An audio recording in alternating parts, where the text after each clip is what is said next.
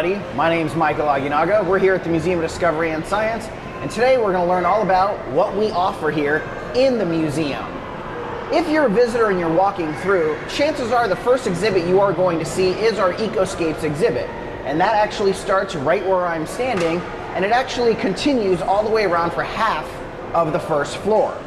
If you're scheduled or you are slated to be in this area, there are numbers of things that you can actually talk to visitors about and gain their interest, so this way they have a better experience and you aren't just walking around completely bored out of your mind. So if we look behind me right now, the first thing we're going to see is our coral reef tank. This is a three-sided structure that goes all the way into the grotto here. Inside of this, everything is alive except the rock. So we have various kinds of fish. What are the names of the fish? Well, if you actually use some of the graphic panels that are around the exhibit, you'll actually get to learn the names of the fish, from Spanish hogfish to a wrasse to a surgeonfish. Many fish in there you can talk to visitors about. You can also talk to visitors about the coral reef. Coral is endangered. People like to go out, break it off. It's against the law, not allowed to do that. And coral grows about 1 centimeter a year. Now, if we continue around this way and we head on in, we're going to head into the grotto. The reason we head into the grotto is because the grotto is where lots of other fish like to live, especially fish like a grouper. Groupers like to live inside of these areas. They wait for fish to come by and they actually suck them in so that they can enjoy a good meal as they're hanging out waiting. But as we move in here, you notice it gets a little bit darker. And on this side right over here, we have a tank, and inside the tank we have types of sharks. They're actually dogfish. There is a cat-banded shark in here. And we also have a very large lobster. Most people are going to joke that, oh, when he passes, he's going to make a great meal, but the chances are he's probably not, because he's too big. We continue on into the coral reef tank, and as I will move out of the way here, we look straight into the tank, and you guys are going to notice it's a coral reef tank, but this is an artificial reef tank, so in here we're just educating visitors about why it is important to put artificial reefs in the ocean. We provide homes for other fish. We also provide anchor points for various kinds of coral and algae, which also the fish like to eat. 3 different kinds in here. We have rock, we have concrete blocks, then we also have something called reef balls. Now, reef balls are generally 6 feet high. So the ones we have in here are actually mini reef balls, but it just gives you the idea of what we are trying to get across. The other thing that we like to educate visitors about in here is also the venomous versus non-venomous and poisonous versus venom aspects that you can find in the ocean. Right here we have a visitor and she's looking inside the tank right now. She's actually looking at one of our puffer fish. And now we'll make sure we don't want to tap on the glass, right? Because you wouldn't like it if he tapped on your door, would you? No, you would not. So we have a puffer fish in here. They're actually poisonous to eat. If you have something that is poisonous, eating is how poison gets into your body, okay? If something is injected, we call that venom. Fish that might inject you if you're not careful, scuba diving or snorkeling, would be something like a scorpion fish. They have very sharp needles on their fins, and if they break off in your skin, you definitely need to head off to the hospital and take care of that. All right, we're back at the front of the EcoScapes exhibit. So when you come out of the grotto, you make a right. First thing you're gonna see is actually our sea turtle tank. And this is our resident sea turtle. We don't have a permanent sea turtle here at the museum. We rescue these sea turtles through FWC and a couple of other organizations that we work with. We'll actually get the sea turtle. Once the sea turtle reaches 40 centimeters on its carapace, which is its shell, it'll actually go back into the ocean, and then we'll wait to gather another one.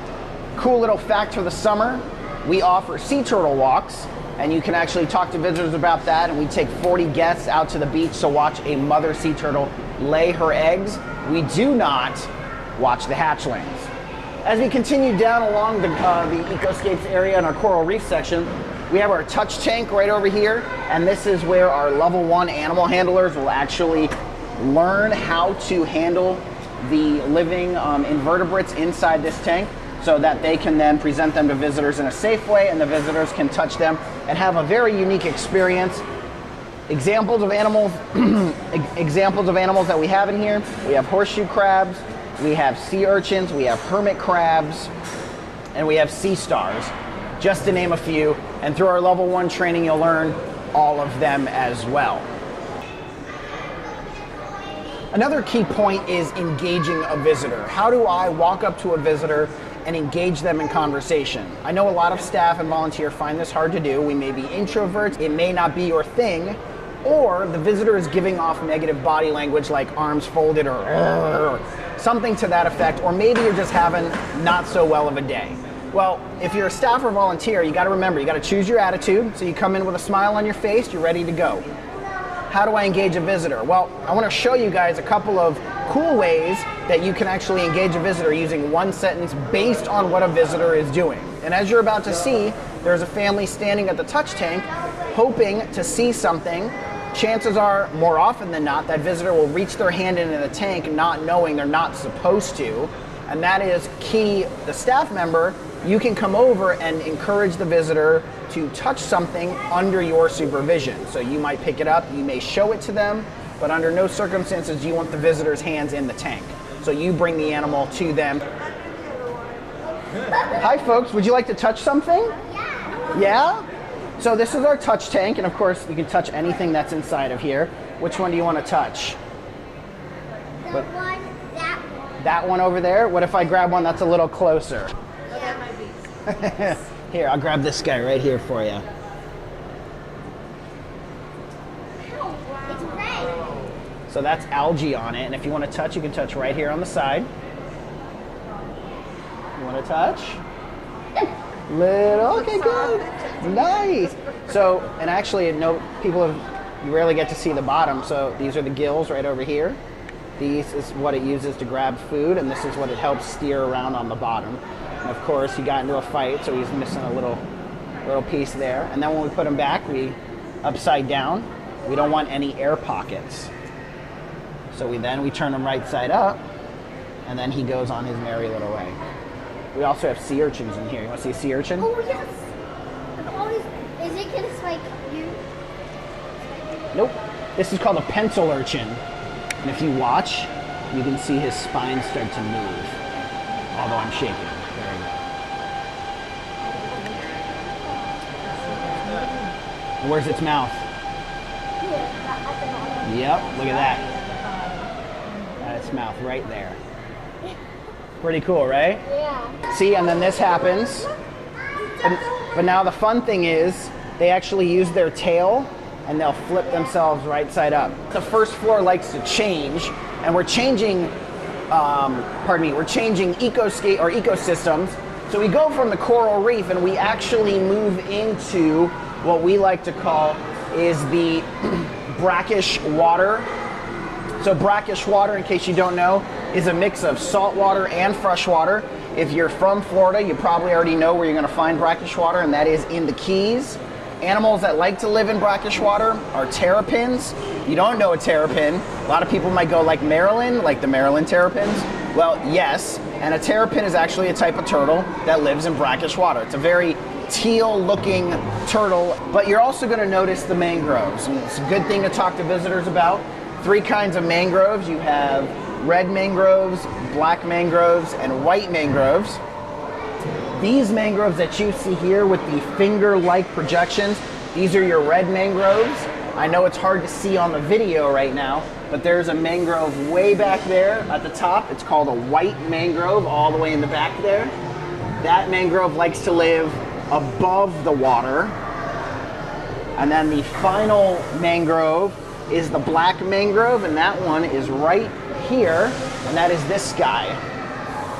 And the reason I know this is the black mangrove is because, and it's hard to see them now, they have these little root system or little propagules that pop out of the ground all around the one base.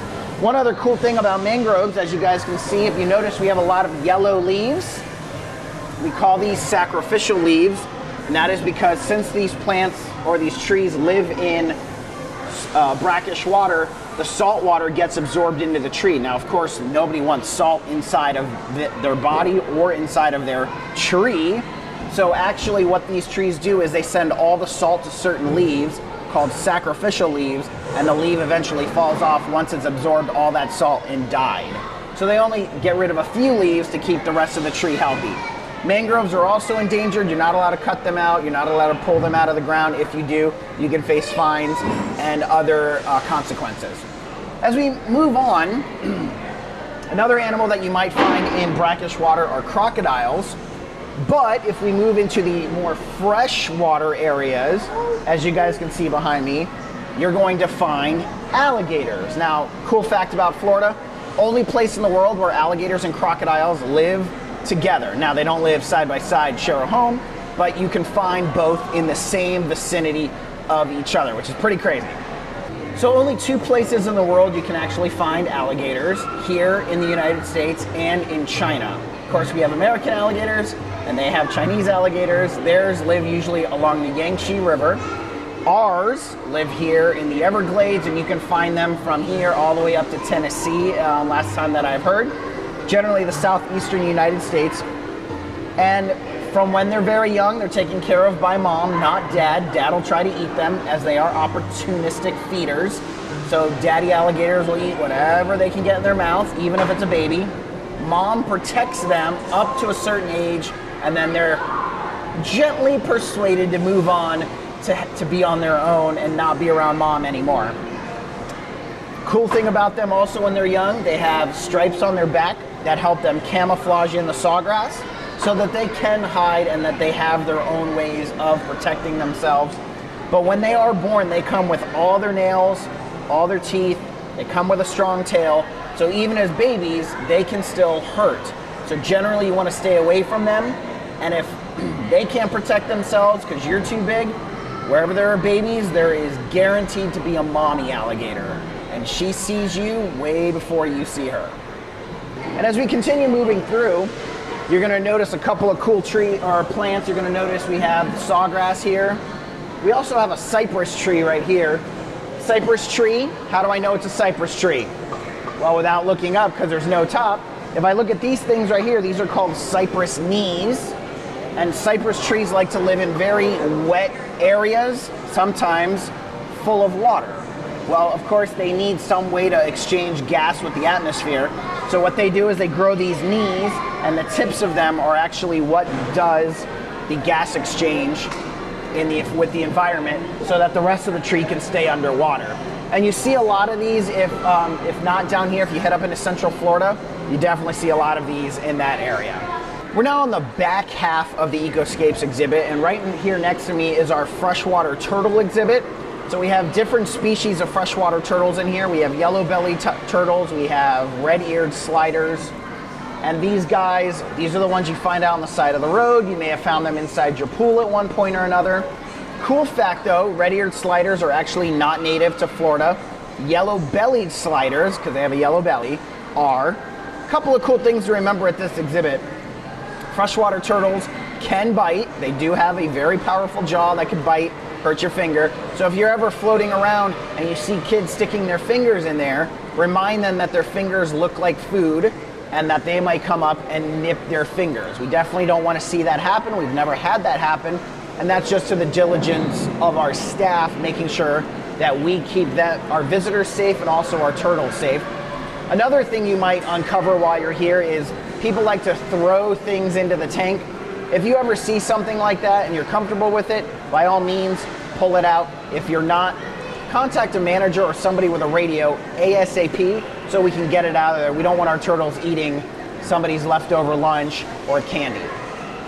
As we move through the Everglades and the sloughs and the swamps that we have here in Florida, and once again, Florida's EcoScapes, so we're doing all of that, we kind of come across more plants. So we have our cabbage palm right here, which is actually the state tree of Florida. Little cool fact about cabbage palms, they're not really trees, they're actually grass. So our state tree is a grass. So as we continue along, we move into our more freshwaters or lakes that we have here in the state of Florida. And right over here, this is our native freshwater fish.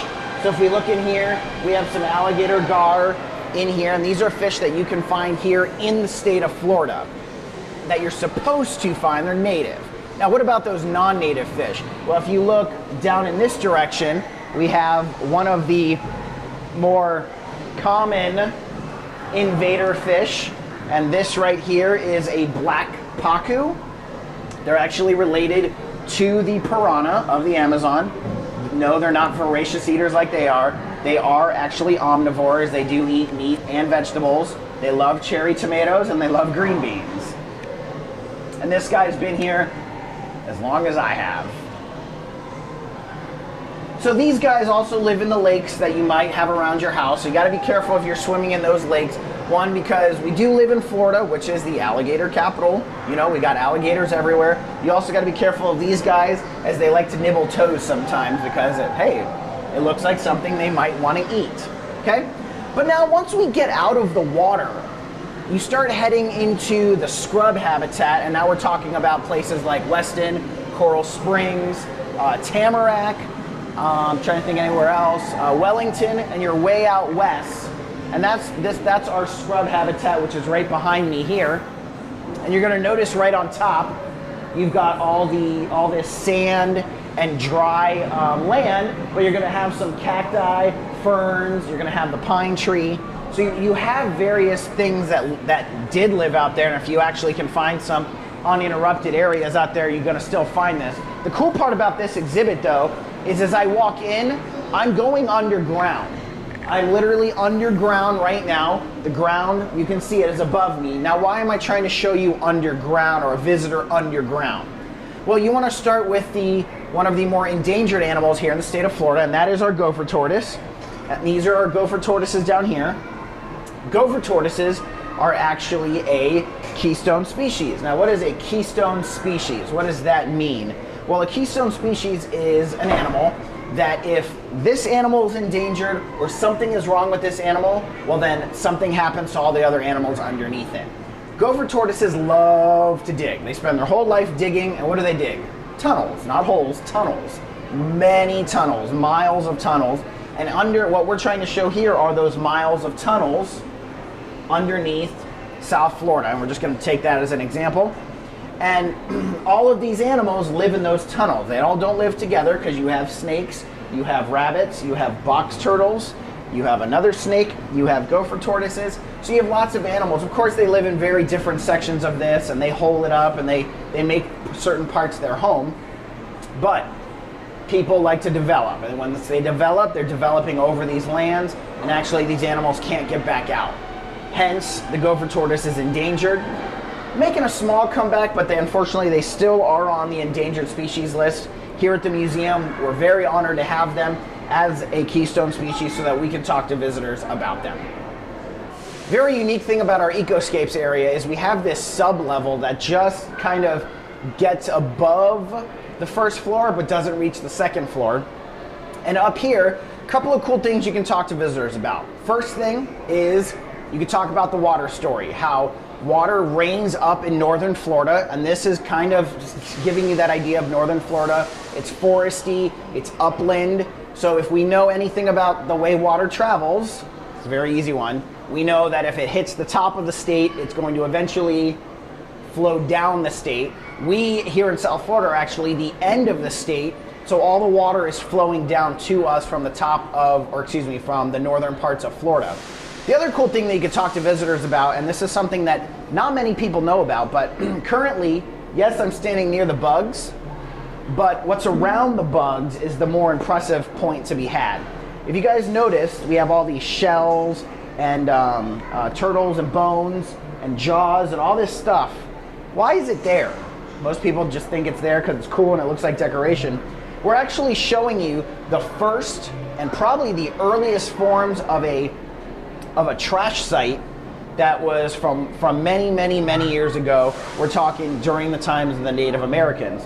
They would put all their trash in one spot and then they would bury it and they would let the earth take care of it by recycling it back into the ground. So it worked out for them, and then of course people come along and we dig things up and we find things like this. So it's a cool point to add to visitors as well. The other cool thing here, we have bugs. Of course, in Florida there is never a shortage of bugs, cockroaches, mosquitoes, all those fun ones.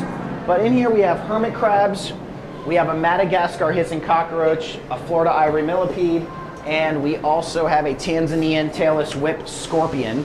Now, this is our level 2 area. So once you do your level 1 and you learn all about the invertebrates of the touch tank, you'll then move up to the next level, which is level 2.